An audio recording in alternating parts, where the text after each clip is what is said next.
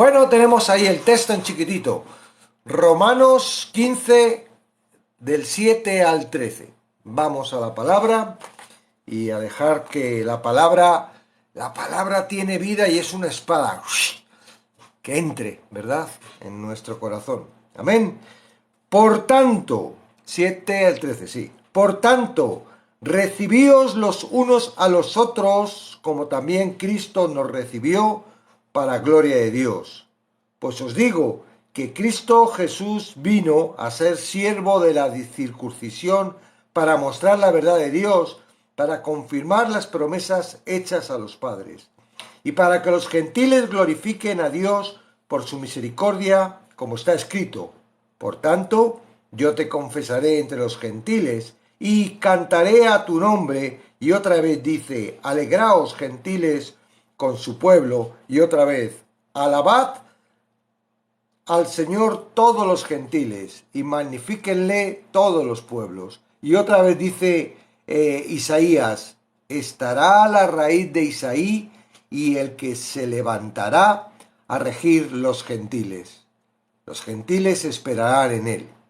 Y él, Dios de esperanza, os llene de todo gozo y paz en el creer, para que abundéis en esperanza por el poder del Espíritu Santo. Amén. Bueno, en este pasaje que marca el final de la sección teológica principal de la carta dirigida a la Iglesia de Roma, Pablo discute el cuarto principio fundamental para la promoción de unidad en la Iglesia: el regocijarse como cuerpo con motivo de la participación común en el plan eterno de redención de Dios. Amén.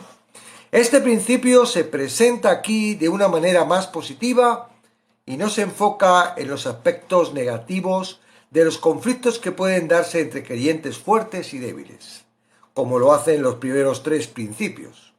El énfasis que hace aquí en las responsabilidades mutuas de los creyentes, y esto abarca tres aspectos: la instrucción básica, algunas instrucciones bíblicas y una oración intercesora de bendición. En el texto presente, el apóstol da una ilustración infinitamente mayor de la manera como los cristianos deben recibirse unos a otros. Ya empleó la palabra 2 veces en Romanos 14, y cada vez que con referencia a que los creyentes se acepten unos a otros con amor y sin reservas ni enjuiciamientos. Aquí, al igual que en el 14:3, los creyentes reciben el mandato: recibíos los unos a los otros con la misma gracia con que también Cristo nos recibió. Aunque se trata de un verbo diferente, Jesús también declaró: el que a vosotros recibe, a mí me recibe, y el que me recibe a mí, recibe al que me envió. Esto está en Mateo 10:40. Por tanto, recibíos los unos a los otros es también aceptar y recibir a Cristo mismo. Pablo no menciona tipos específicos de creyentes. Está hablando por igual a fuertes y a débiles, a gentiles y a judíos. Todos los creyentes están llamados a recibirse los unos a los otros. El apóstol no está hablando simplemente de aceptar a los creyentes nuevos dentro de nuestra comunión de la Iglesia, aunque eso también lo incluye la admonición. Está llamando a todos los creyentes a recibirse los unos a los otros en el sentido más pleno y profundo de la expresión, a tratarse entre sí con amor y entendimiento, como también Cristo recibió. Si el Hijo de Dios, perfecto y sin pecado, nos ha aceptado para que entreguemos a la familia divina de Dios, para que entremos, a la familia de Dios, ¿cuánto más debemos estar dispuestos nosotros a aceptarnos unos a otros, a pesar del hecho de que aún cargamos con algunos harapos de nuestro hombre viejo, carnal y no redimido? Existen por lo menos 4 características en la aceptación de los pecadores por parte de Cristo. En primer lugar, Él nos acepta gozosamente. Venid a mí todos los que estéis trabajados y cargados, y yo os haré descansar. Y si alguno tiene sed, venga a mí y beba. En segundo lugar, Jesús acepta a los pecadores para su salvación a pesar del pecado que hay en sus vidas. De otro modo, ningún ser humano podría salvarse porque ninguna persona puede limpiarse de su propio pecado. Mas Dios muestra su amor para con nosotros en que siendo aún pecadores, Cristo murió por nosotros. En tercer lugar, Jesús acepta a los pecadores de manera imparcial. Su promesa es inequívoca. Todo lo que el Padre me da vendrá a mí, y al que mí viniere no le echo fuera. El Señor se ha obligado a sí mismo, por su propia palabra, a aceptar de forma incondicional a cualquier persona que le reciba a Él por fe. En cuarto lugar, Jesús acepta a los pecadores para la gloria de Dios, como le demuestra la declaración explícita de Pablo en nuestro texto. Cristo nos recibió para gloria de Dios. Dios estableció su plan eterno de redención para glorificarse a sí mismo. Todo lo que Él hace es para su gloria y todo lo que hacen sus hijos debería ser para su gloria. Por lo tanto, cuando seguimos el ejemplo de nuestro Señor y nos recibimos unos a otros en amor, sin enjuiciamientos ni condescendencias, lo hacemos como también Él lo hizo, para gloria de Dios. Para ilustrar que siempre ha sido el plan de Dios traer a gentiles y a judíos por igual de entrada a su reino, Pablo cita pasajes del Antiguo Testamento. Su intención obvia fue presentar argumentos de peso para eliminar el prejuicio de los judíos cristianos en contra de los gentiles cristianos, al demostrar con base en sus propias sagradas escrituras que la inclusión de los gentiles no fue algo añadido o improvisado por Dios a los hombres. Ante la magnificencia del plan de la gracia soberana de Dios, que fue dilucidado en parte en su revelación antigua a Israel, los judíos no pueden sentir recelo hacia los gentiles, porque su llamamiento y su propósito mismo para existir siempre fue alcanzar a los gentiles para la gloria del Señor. Los gentiles tampoco pueden sentir recelo hacia los judíos, porque fue a través de los judíos quien Dios les trajo la salvación.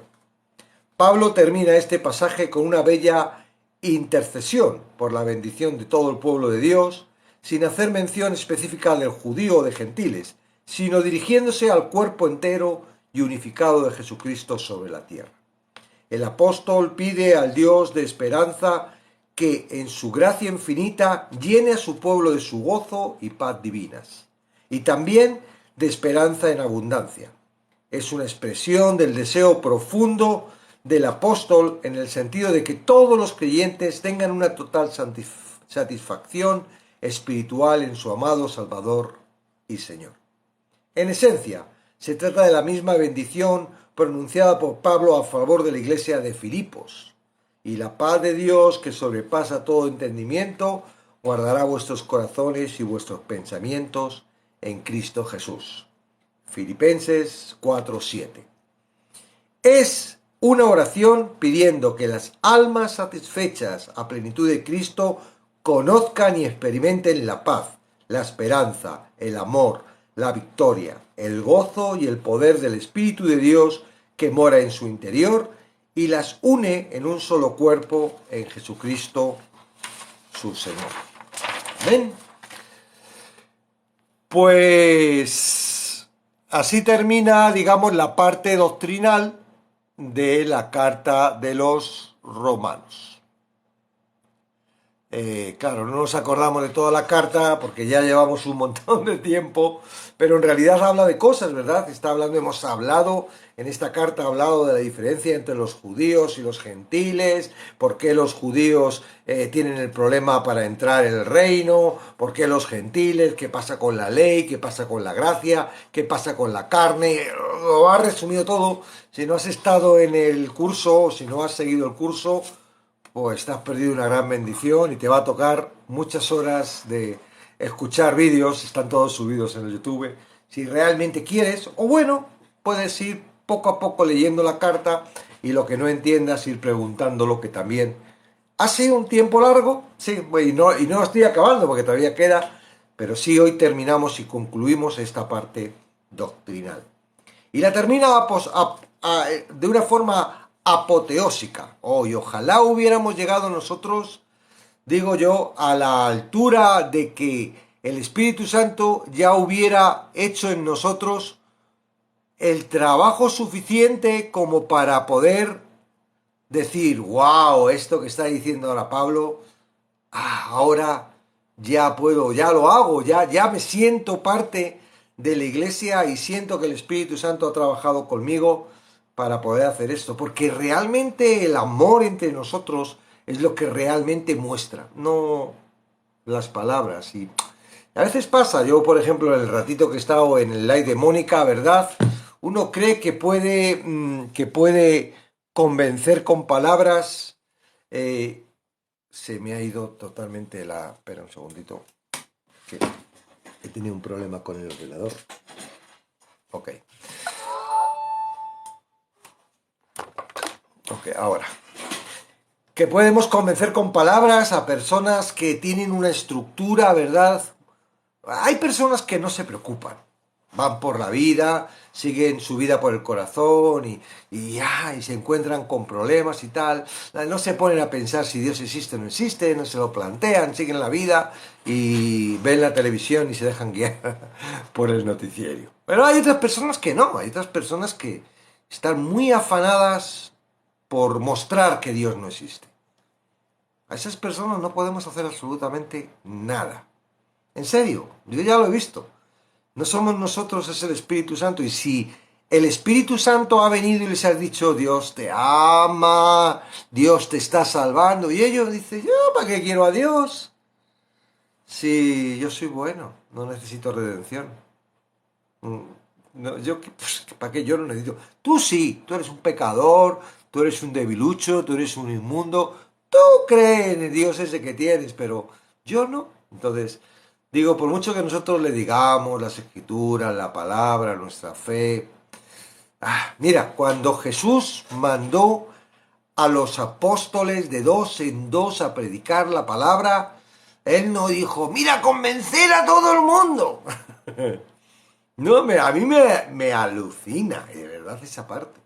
Yo lo he cogido como ejemplo para lo que yo tengo que hacer, porque si él, Jesús, mandó de dos en dos para predicar el Evangelio de esa forma, ¿por qué yo no? ¿Qué les dice? Id y de entrar en la casa dice, la paz sea con vosotros. Y el que os reciba, ahí quedaros y predicaros. El que no quiera, que la paz se vuelva y sacudiros el polvo y... Listo, listo. No se trata de que yo tenga la capacidad para poder convencer a nadie. Se trata de que esa persona quiera escuchar quien le hable. Ahora, ¿qué sucede en esto del tip-top y en los likes? Sucede que, claro, el que está ahí estudiando dedica su tiempo a buscar la fórmula de cómo demostrar de que Dios no existe, de alguna forma tiene que... La forma de expresar y de hacer su publicidad y de volcar lo que no sabemos quién le está animando para hacer eso, son estos lives. Y si el live que lo hace una persona nueva o una persona que no es conocida, o ahí entran todos. Es como, yo qué sé. Y a mí, de verdad, a mí me aburren porque yo sé que es una pérdida de tiempo. Es una pérdida de tiempo. Yo ya he dejado de... Yo lo hago por amor a Mónica y ojalá pudiera participar, pero es que yo digo, ¿qué le voy a decir? Si no puedo hacer absolutamente nada.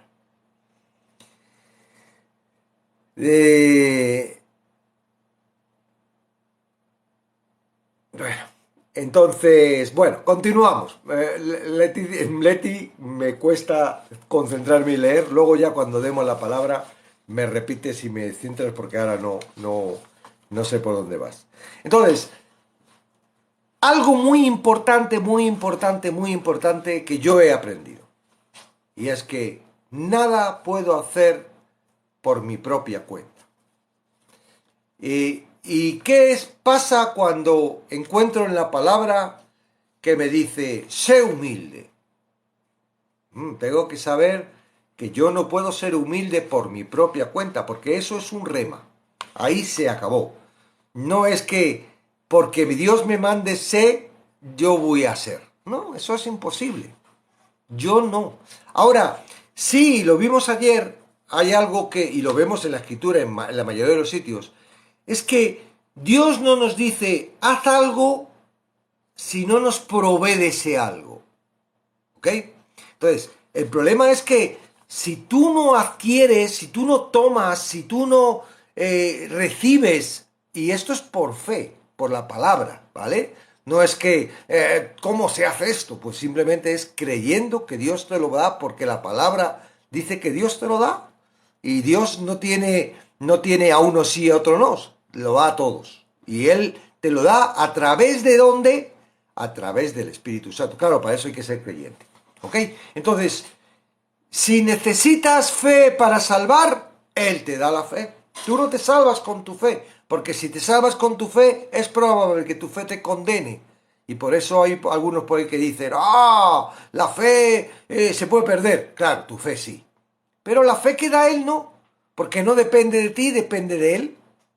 Como yo para perder la salvación tendría que perder la fe de Él, es decir, Él tendría que dejar de tener fe en lo que ha hecho y mi salvación no depende de mí, depende de su fe. Y su fe no cambia porque su fe es la palabra y lo que está puesto en la palabra. Cuando nosotros hablamos vivir en el Espíritu, no es vivir en un ente, en el aire, ahí en las nubes, con una sensación de aquí, de gozo. No, vivir en el Espíritu significa vivir en la palabra.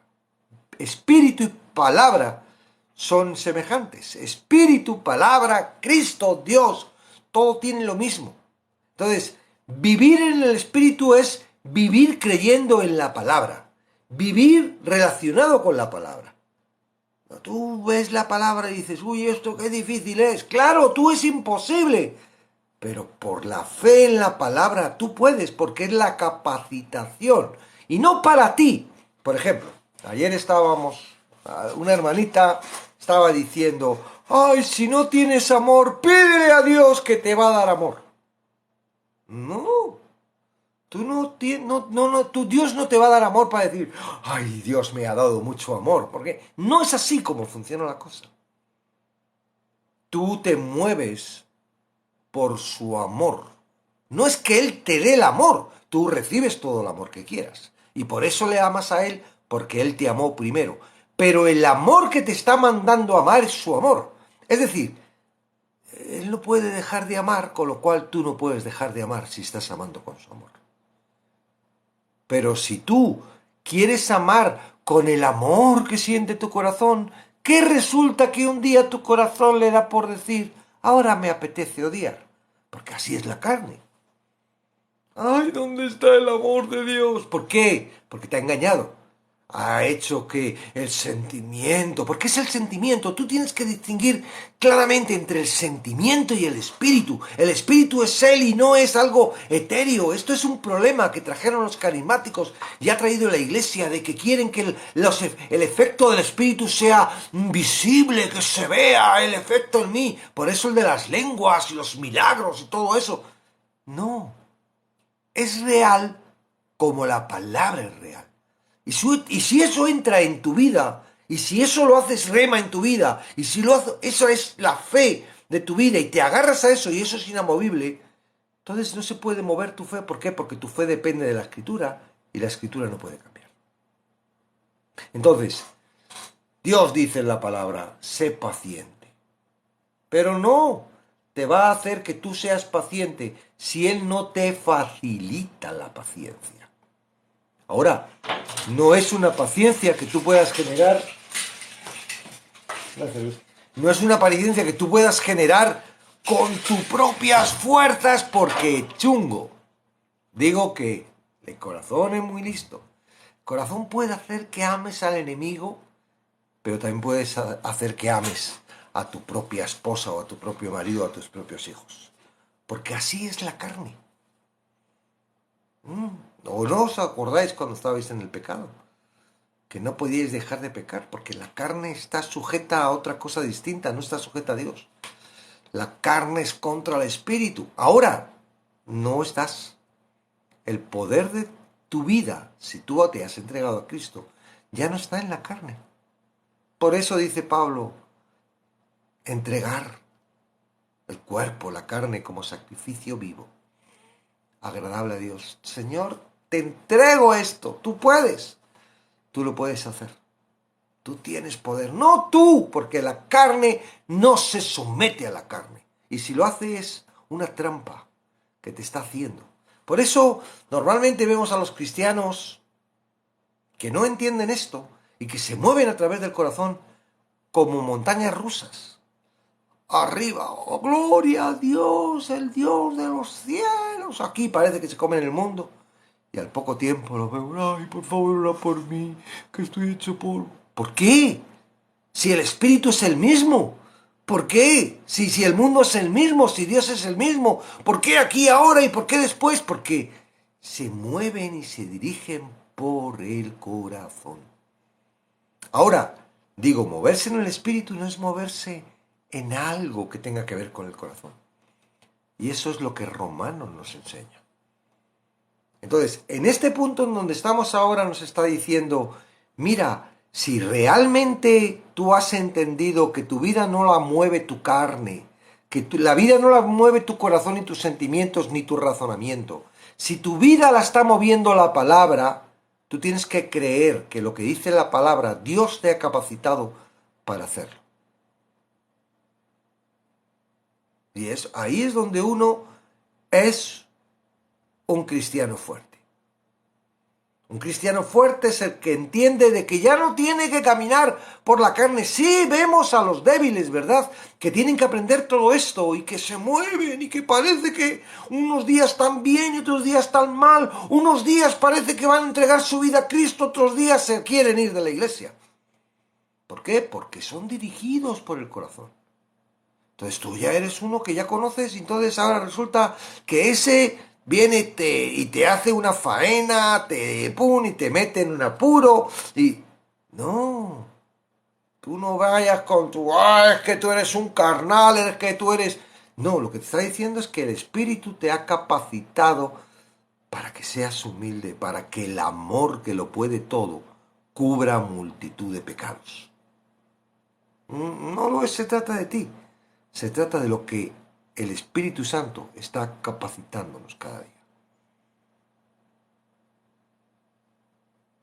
Es complicado, sí, en nuestras fuerzas, pero una vez que lo vas entendiendo y vas dejando que sea Dios quien haga las cosas, es una maravilla.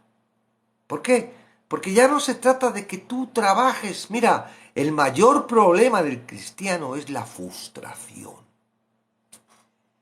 Se frustra porque predica y nadie le hace caso. Se frustra porque sus hijos no son obedientes. Se frustra porque la pareja no está haciendo lo que ella no viene a la iglesia. Se frustra porque no entiende la palabra. Se frustra porque no sabe por qué le vienen los problemas. Se frustra porque le gustaría tener una economía mucho más amplia y no sabe dónde está la prosperidad que dice Dios. Se frustra y está todo el día frustrado cuando... En realidad, la palabra dice, todo lo puedo en Cristo que me fortalece. Ya, ¿dónde está esa palabra para los momentos de frustración del cristiano?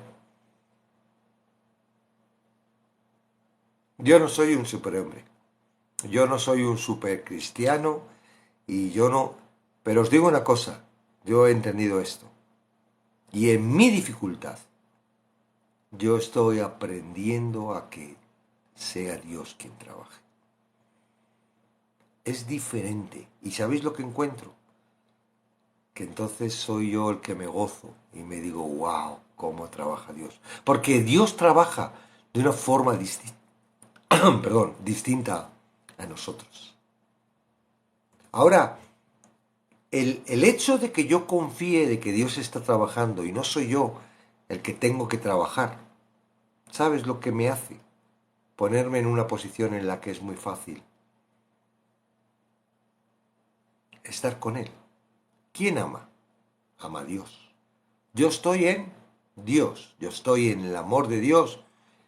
Lo que se ve no es mi amor. Lo que se ve no es mi capacidad. Lo que se ve es la paciencia que Dios me da. Lo que se ve es la humildad que Dios me da. Lo que se ve es el amor que Dios emite. Y tú no puedes. Has intentado a alguien convencer, ¿verdad? Has intentado a alguien que haga lo que tú quieres que hacer y no lo has podido.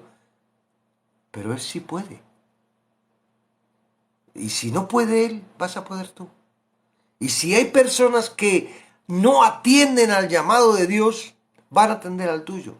¿Crees que eres más hábil que Dios? Entonces, yo no digo que hay que hacer las cosas. Yo las he hecho. Y yo me he dado cuenta. El humano tiene la facultad de que aprende tropezando. Y no una vez, muchas. Y tropieza, y tropieza, y tropieza, y tropieza. Y no, y dice, ya estoy harto de tropezar. Voy a dejar de tropezar. Y entonces dice Dios, menos mal, ya te has dado cuenta. Porque es Dios quien hace las cosas. Nosotros no las hacemos. No las hacemos. Es Dios. Bueno, entonces, ¿qué sucede? Que si tú no le dejas hacer a Dios, es como cuando entran en un light y estás hablando y está hablando el otro. Por mucho que Dios quiera hacer las cosas, si tú no atiendes y estás haciéndolas tú, tus obras se ven más. Entonces lo que hace Dios es que dice, bueno, voy a dejar. Bueno, digo eso, no es que yo sepa lo que hace Dios porque, Señor, yo qué sé, no cómo lo hace, pero yo lo veo en mí. Que Él quiere que yo me dé cuenta, y una vez que yo me di cuenta, entonces trabaja. Porque de la otra forma me es un estorbo. Tú imagínate que yo voy a una persona, le hablo muy bien, pero le convence Él. A la larga, cuando se convierte esa persona, ¿verdad? Yo pienso, qué bien lo he hecho, ¡wow! ¿Cómo he aprendido? ¡Ay, esto me ha quedado, Señor, qué equipo somos! ¿Quién se lleva la gloria? Él no. Y Dios no quiere, no que no se lleve la gloria a Él, sino no quiere que te la lleves tú, porque te lleva a un lugar incómodo donde le dice, hijo mío, ¿cómo te voy a...? Así no te quiero, yo te quiero como realmente eres. Déjame a mí, ya deja de ser soberbio, ya deja de creer que vas a... No eres tú. Además que la gloria que nosotros nos damos, es muy curioso que la palabra de la gloria humana es vana gloria. Es decir, una gloria que no sirve para nada. Tu gloria es una vana gloria. Quiere decir que esa gloria no es utilizada para poder hacer lo que realmente deseas. Y lo que deseas no es llamar la atención y dirigir la atención a ti. Tú lo que quieres es llamar la atención y dirigir la atención a Él. Entonces, tu gloria es estorbo para eso. Y a lo mejor al principio no, porque estás entretenido en ti, dándote, oh, qué bien lo he hecho, qué bien he salido aquí, oh, qué victorioso. Porque a mí me pasa, ¿sí? Claro que me pasa. Y cuando me di cuenta, digo, Señor. Y tengo que decirle, lo siento. Bueno, él dice, ¿ha servido para aprender? Bueno, pues ya está. Pero uno va aprendiendo. Y uno va aprendiendo y se va gozando. Porque lo que quiere es, mira, el mayor satisfacción de uno, un verdadero creyente, ¿no? No estoy hablando de un religioso, estoy hablando de un verdadero creyente, es que conozcan a Dios. ¿Tú conoces algo mejor que estar entre creyentes? Nosotros en los talleres de Zoom, y los que estamos en el taller de Tú, que estemos por aquí, pueden ser testigos. No sabemos cómo cortar. Yo ya, porque como hay un distinto horario y en España cuando es tarde, aquí es de noche, yo ya son las 1:30, las 2 de la mañana, y digo, chicos, me tengo que ir a la cama, que mañana me tengo que levantar, pero no sabríamos cortar y Y a lo mejor ya hemos terminado el estudio hace 2 horas, pero estamos tan a gustos, ¿verdad? ¿Por qué? Porque es lo que realmente a un cliente le gusta, estar entre hermanos, entre gente que está ahí deseoso de escuchar a Dios, de conocer de Dios, de aprender para poder ser útiles para ellos. Yo qué sé, yo no sé por qué, pero ¿hay algo que te emocione más que una persona te escuche? El otro día testificaba a Cherry con respecto de su hijo que escuchaba, él estaba hablando y su hijo escuchaba y yo la veía, los ojos y la emoción que le entraba, digo, mi hijo me escucha, hay algo más que emocione a un creyente que eso, ¿verdad? Esa es cuando dirigimos a las personas a la gloria de Dios. Y para eso tenemos que morir a nosotros. Pero morir a nosotros no significa que nosotros nos quedemos ahí muertos, sin hacer nada. No, significa que no somos nosotros. Es Él el que está haciendo las cosas a través de nosotros. Y claro que hay obras, pero son las obras que Él hace. Claro que hay obediencia, pero no es obediencia, es una pasión por la obediencia. No es gravosa, dice en primera de Juan, dice que el que, voy a leer, dice, muy bonita esa palabra, porque dice en primera de Juan, estuvimos leyendo el otro día, dice, primera de Juan, dice, primera de Juan 5:3, pues este es el amor a Dios, que guardemos sus mandamientos, y sus mandamientos no son gravosos. No, al principio, ¿verdad? Cuando empezamos estos lives hace un año, ahora en mayo va a ser, wow, decíamos, no, la ley, y parecía como que la ley fuese un enemigo nuestro. Un segundo, que tengo aquí las lucecitas del sol, que ya es primavera. Parece como que la ley era un estorbo, parece como que cuando venía, no, hay que hacer la ley, estábamos ahí discutiendo, no, eso era en el Antiguo Testamento, la ley, y parecía como que era, no, la ley es algo que no es estorbo, para nosotros la ley es algo que amamos, la ley es algo que sabemos que nosotros no la podemos hacer por nuestras propias fuerzas, pero que lo cumplimos. Esa es la satisfacción que tiene un creyente. No es que se trata de que yo tengo que cumplir la ley con mis fuerzas. No seas soberbio, no puedes hacerlo. Podrás cumplir algunos mandamientos y cuando el corazón te le permita. No. Lo bueno es que, qué bien. La ley, claro, ese es el carácter de Dios. Eso es donde yo estoy. Eso es lo que yo soy. Porque soy Cristo. Cristo vino a cumplir la ley, no vino ¡viva la Pepa! Todo el mundo puede hacer lo que quiera, contra más pecado, más gloria. No. Nosotros ahora estamos en Cristo y Cristo es la perfección. Sí, tenemos la carne, ¿verdad? Que nos estorba. Y por eso nos da tanta rabia y dice, ¿quién me librará de este cuerpo de muerte? Pero la ley, no, el mandamiento no es gravoso. Para mí no es gravoso. Yo digo, no mentirás. Digo, claro que no hay que mentir. La mentira es una deshonra. Deshonras a la persona que mientes. No le das valor. Deshonrar es no darle valor. Es como, imaginaros, ¿verdad? Vais a utilizar vuestra tarjeta de crédito. Habéis comido en un restaurante, chachi piruli, vais con vuestra carterita y de repente el camarero os trae la cuenta, sacáis vuestra tarjeta de crédito, ¿no? Y va a pagar y va el camarero y os dice, no señor, nosotros no cogemos esas tarjetas. Eso es deshonra. No es válida la honra de esta tarjeta.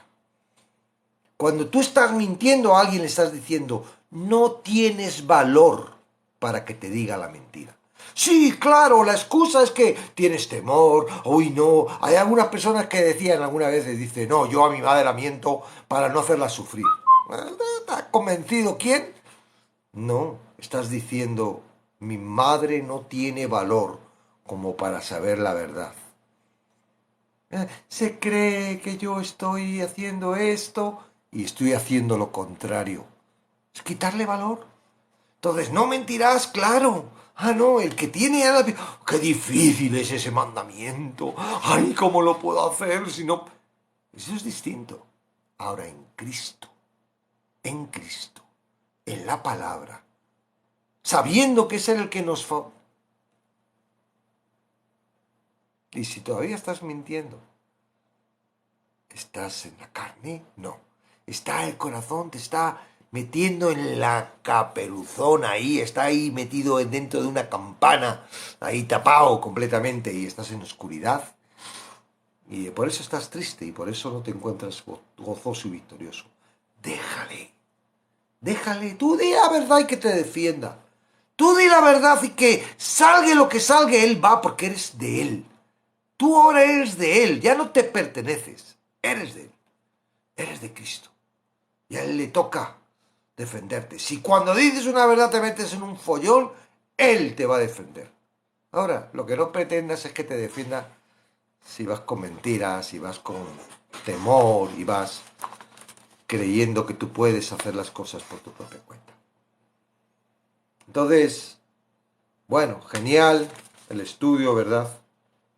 Aquí habla, al final vuelve a tratar otra vez con los judíos y los gentiles. Y no a los gentiles, porque sí tiene que tratar con los gentiles, porque a veces los gentiles son como también muy soberbios con los judíos. Pero trata con los judíos, ¿por qué? ¿Por qué? Porque se creen que Dios es suyo. No, señores. Dios, el humano, está creado. Él eligió un pueblo, sí, y eso es la honra el beneficio de los judíos, que los eligió para hacer la transmisión de la palabra, pero no, que son mejores, que, como dicen, su Dios no es ni Dios de los judíos, ni Dios de los gentiles. Es el Dios de la iglesia. Es el Dios de los que creen en Jesucristo. Es el Dios de los redimidos por Jesucristo. Entonces, bueno, ahí le vuelvo a meter. Mira, todo el plan de dar las escrituras, todo el plan fue para que también llegara a los gentiles. Y no tenemos que estar aquí, y ni los gentiles tenemos que estar machacando a los judíos, ni los judíos a los gentiles. Somos iglesia. Claro, va a haber gente, como los que no creen, como los que creen cosas raras, que van a venir a estorbar. Y tampoco nos compete a nosotros. Lo que tenemos que ser hábiles, dice la palabra, ser astutos como serpientes y mansos como palomas. Algunos somos astutos como serpientes, pero nos olvidamos que tenemos que ser mansos como palomas.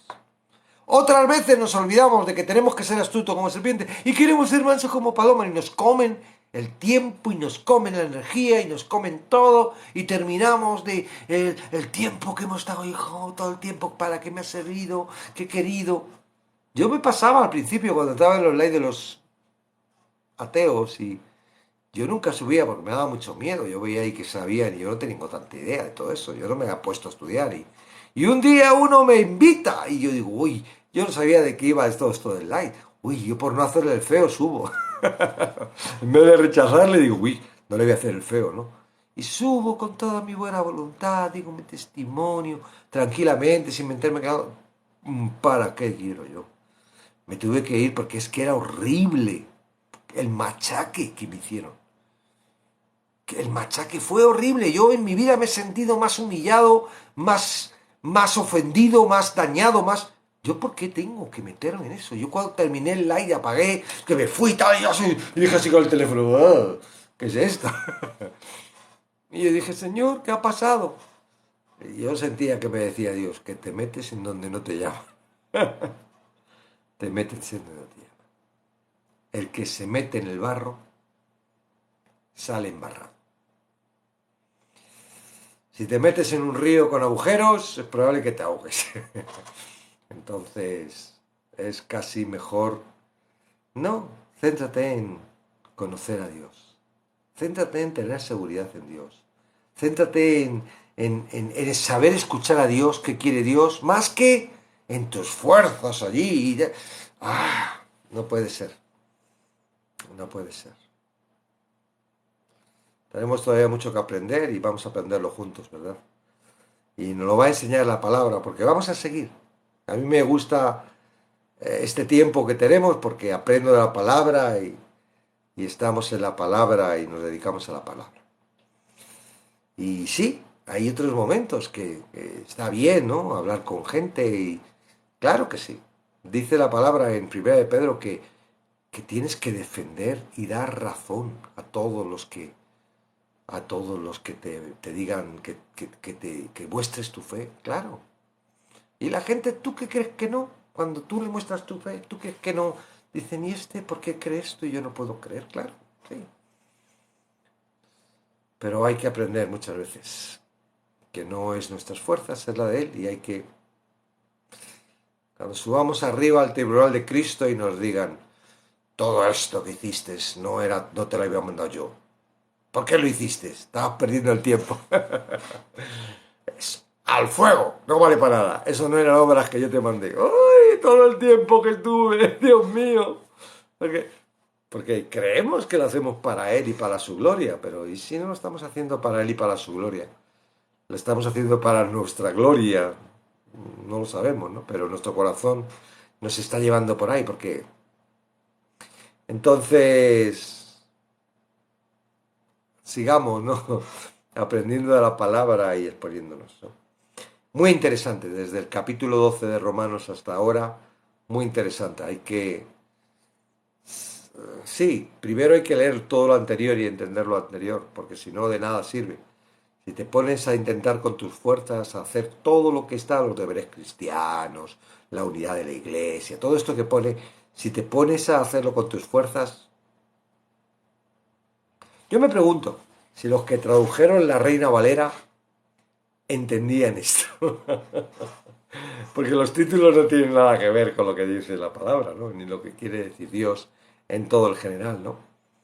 Es probable que a lo mejor los que estuvieron traduciendo la Reina Valera, que eran usados por Dios, estaba claro que Dios quería que se tradujera para que llegara a más sitios la palabra, ¿no? Pero por eso hay algunos errores y por eso tanta gente dice que la Reina Valera y algunas otras versiones, ¿no? Tienen errores porque ay, coletea palabras a veces en su palabra. Pero bueno, no es la palabra, es Dios y es Él el que trae, ¿verdad?, la revelación de cada palabra, ¿no? Y, pero nada, la conclusión de hoy es que nada. ¿Cuál es la responsabilidad de todo creyente? Déjame que conteste esa pregunta. La responsabilidad, creer en Cristo. Y una vez que has creído en Cristo y el Espíritu Santo ha entrado en ti, ya la única responsabilidad que tienes es que Él te va a dirigir. Y que te des cuenta de que te está dirigiendo y que seas el menor estorbo posible, que le dejes hacer su obra y que te des cuenta de que no se trata de ti, se trata de Él y que Él lo va a hacer a través de la palabra y de lo que te va a ir revelando en la palabra. ¡Ay, me falta paciencia! Y entonces ves, si lees Santiago, dice, la prueba, bienaventurados los que están en diversas pruebas, porque la prueba produce paciencia. ¡Ay! La prueba me está produciendo la paciencia. ¿Por qué? Porque Dios tiene que, como una roca, ir quitándonos toda esa capa, toda esa corteza que nos hace dirigirnos a través de nuestro corazón y nuestros pensamientos. Ahora, la única forma de sustituir tus sentimientos y tus pensamientos es llenándote de la palabra. Tienes que sustituir esos pensamientos. ¿Cuántos años has estado dirigido por tu corazón y por tu mente y por tu razonamiento? Imagínate. Pero yo creo que no vas a necesitar tantos años como ha sido, pero porque Dios es más poderoso y va más rápido, pero hay que ir sustituyendo muchas cosas. ¿Cuántas veces dices, ay, es que soy así? No, tú eres una nueva criatura. Ahora no es así. Ahora eso ha muerto. Ahora tienes que creer que todas las cosas pasaron, todas son hechas nuevas. Ah, pues no lo noto, tranquilo. Dios va a hacer el trabajo, está haciendo el trabajo y Él es poderoso. Tiene su tiempo, no es un microondas que en un minuto calienta, no. Esto es una cocción en el horno a fuego lento. Vamos poquito a poco porque así es como realmente no se quema la carne, pero se llega a hacer completamente hechita. Amén. Y 27, ¿ok? Hasta aquí terminamos, digamos, la parte doctrinal. A ver qué mañana nos espera Romanos lo que nos viene, pero aquí terminamos la parte doctrinal y con el anhelo de que tenemos que volver a repasarlo, ¿verdad? No a lo mejor en light, quizás cada uno, o quizás en distintas formas. Romano es un libro que tienes que entender. Y cuanto más lo estudies, contra más lo leas, contra más vas a entender. No es porque lo leas una vez ya es suficiente, no. ¿Quieres que te diga una meta? Léelo 10.000 veces. Si es que te da tiempo, no viene Cristo antes. No, no te limites, ya he leído Romanos, ya está, voy. No, no.